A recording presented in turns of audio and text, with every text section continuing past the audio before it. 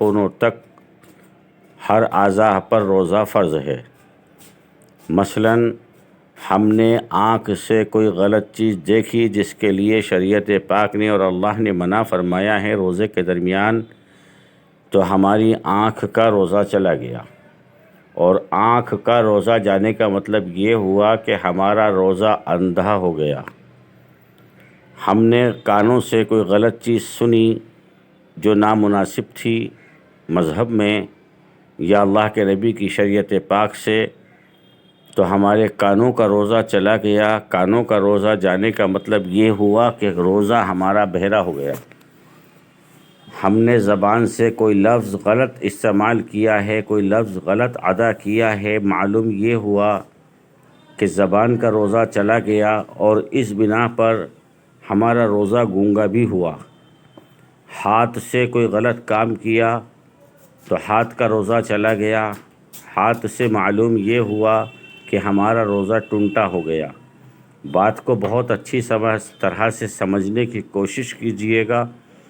اور پیروں سے کسی غلط جگہ پر گئے، کوئی غلط سفر کیا تو معلوم یہ ہوا کہ پیروں کا روزہ چلا گیا۔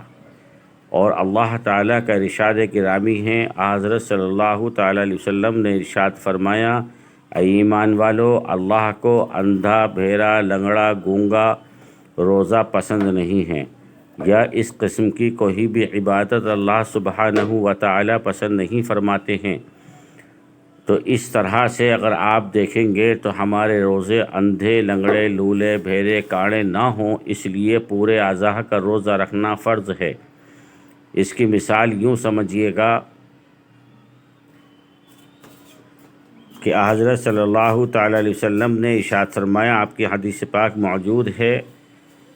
کہ اس مہینے میں کچھ لوگ ایسے ہیں جن کو بھوک، پیاس اور تھکان کے علاوہ کچھ بھی حاصل نہیں ہوگا۔ یعنی کہ یوں سمجھیے کہ ایک کسان ہل میں بیل کو جوڑ کر کھیت جوت رہا ہے، اور کھیت کے اس طرف بھی ہریالی ہے، اس طرف بھی ہریالی ہے، ادھر پانی ہے، اور بیل بھوکا بھی ہے اور پیاسا بھی ہے، تو وہ کبھی اس طرف ہریالی میں منہ مارتا ہے، کبھی پانی کی طرف منہ مارتا ہے، پانی پینے کے لیے، کھانے کے لیے۔ تو کسان اس کو ہنٹر مارتا ہے اور چلاتا ہے، اور اس کے منہ پر چھینکا باندھ دیتا ہے کہ وہ کھا نہ سکے، پی نہ سکے، اور ہنٹر مار کر اس کو چلایا جاتا ہے۔ بالکل یہی مثال علماء کرام نے ان حضرات کے لیے دی ہے جو روزہ رکھنے کے بعد بد کلامی سے بات کرتے ہیں، جھوٹ بولتے ہیں، غیبت کرتے ہیں، چغلی کرتے ہیں، گانے سنتے ہیں، غلط الفاظ کانوں سے سنتے ہیں، زبان سے غلط الفاظ ادا کرتے ہیں، یا آنکھوں سے ایسی کسی چیز کو دیکھتے ہیں جس کا پردہ ہم پر واجب ہے، یا کانوں سے کوئی غلط چیز سنتے ہیں، یا ہاتھوں سے کوئی ایسا غلط کام کرتے ہیں، یا پیروں سے غلط جگہ پر جاتے ہیں جو نامناسب ہے۔ تو اس نسبت سے اگر دیکھا جائے تو حدیث پاک کی روح سے معلوم یہ ہوا کہ سر کے بالوں سے لے کر پیروں کے ناخنوں تک جسم کے ہر اعضاء کا روزہ ہوتا ہے۔ تو میرے دینی بھائیوں، اپنی حفاظت کرو، اپنے روزے کی حفاظت کرو، اور اللہ سبحانہ و تعالیٰ فرماتے ہیں کہ ہم ایسی عبادتوں کو میدان حشر میں منہ پر پھینک کر مار دیں گے، کہ اللہ سبحانہ و تعالیٰ نے تندرست عبادت کے لیے کہا تھا، چاہے وہ جانی ہو، مالی ہو، جسمانی ہو، ذہنی ہو یا علمی ہو، کہ تندرست عبادت لانا، اور یہ اندھے لنگڑے لولے نماز، اندھا لنگڑا لولا روزہ، اندھی لنگڑی لولی نماز، یا اندھے لنگڑے لولے ذکر و تلاوت، یہ اللہ کے یہاں قبول نہیں کیے جائیں گے۔ اللہ تعالی ہم سب کی اخلاق کی، ہماری آنکھوں کی، ہماری نظروں کی، ہماری شرمگاہ کی، ہمارے کانوں کی، زبان کی، ہاتھوں کی، پیروں کی حفاظت فرمائیں۔ اور جو حضرات اس مہینے میں بہت شوق اور ذوق سے اور اللہ کی رضا کے لیے روزے رکھتے ہیں، اللہ تعالیٰ ان کے روزوں کو قبول فرما لے، اور ان سے جو بھی غلطی لغزش اس مہینے میں ہوئی ہو، اللہ تعالیٰ اس کو معاف فرما دے۔ اس لیے بہتر طریقہ، سب سے بہتر طریقہ یہ ہے کہ سارا دن روزہ رکھ کر 5 وقت کی نماز کم سے کم ادا کر کے، قرآن کریم کی تلاوت کر کے، اور تعلیم میں بیٹھ کر، اور علماء کی صحبت لے کر، ان سے مشورہ کر کے اور رات کے تنہائی حصے میں تہجد کی نماز پڑھ کر اور اللہ سے خوب رو رو کر تڑپ کر دعا کرنی ہے۔ رب العالمین جو بھی جس قسم کی عبادت ہم سے ہوئی ہے وہ آپ نے عطا کرائی ہے، آپ کی رحمت اور آپ کی ہدایت کے ذریعے ہوئی ہے، ہم تو اس لائق نہ تھے۔ اب اس عبادت کے کرتے ہوئے جو بھی ہم سے غلطی یا لغزش ہو گئی ہو، اللہ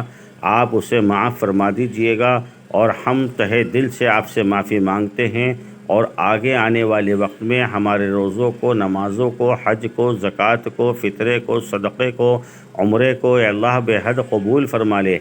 اور بہت سوچ سمجھ کے زندگی گزارنا، اور علماء اکرام سے مشورہ کرتے رہنا، ان کو بتاتے رہنا کہ آج مجھ سے یہ کام ہوا، یہ کام ہوا، آج میں نے ایسے لفظ ادا کیے، تاکہ علماء اکرام اس کو سمجھ کر آپ کو بتا سکے کہ کہاں پر معافی تلافی ہو سکتی ہے، کہاں پر روزہ مکروہ ہوا ہے، کہاں پر روزہ ختم ہو گیا ہے، کہاں پر ہم پر اور آپ پر معافی کا راستہ بنتا ہے۔ اللہ تعالیٰ بے حد قبول فرمائے، اللہ تعالیٰ کہنے سننے سے زیادہ عمل کی توفیق نصیب فرمائے، آمین اللہم آمین۔ میرے عزیز ساتھیو، میں کافی عرصے سے کافی بیمار رہتا ہوں، چلنے پھرنے کی بہت دقت ہے، پریشانی ہے۔ اللہ سے آپ سبھی حضرات سے التجا ہے میری کہ آپ میرے لیے اچھی صحت کی اللہ سے دعا کریں، اللہ تعالیٰ مجھے صحت کاملہ عاجلہ عطا فرما دے،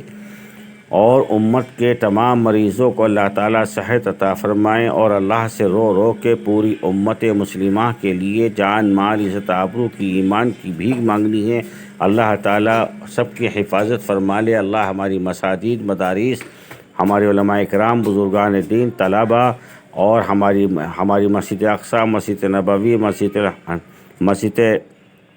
مسجد حرم کہ اللہ تعالیٰ حفاظت فرمائے، فلسطین کے مسلمانوں کی اللہ تعالیٰ حفاظت فرمائے۔ میرے عزیز ساتھیوں، طبیعت خراب ہونے کی وجہ سے دماغ صحیح سے کام نہیں کرتا، اگر کوئی بھی لغزش اور غلطی مجھ سے ہو گئی ہو، اللہ کے واسطے آپ سب حضرات بھی معاف کیجیے گا،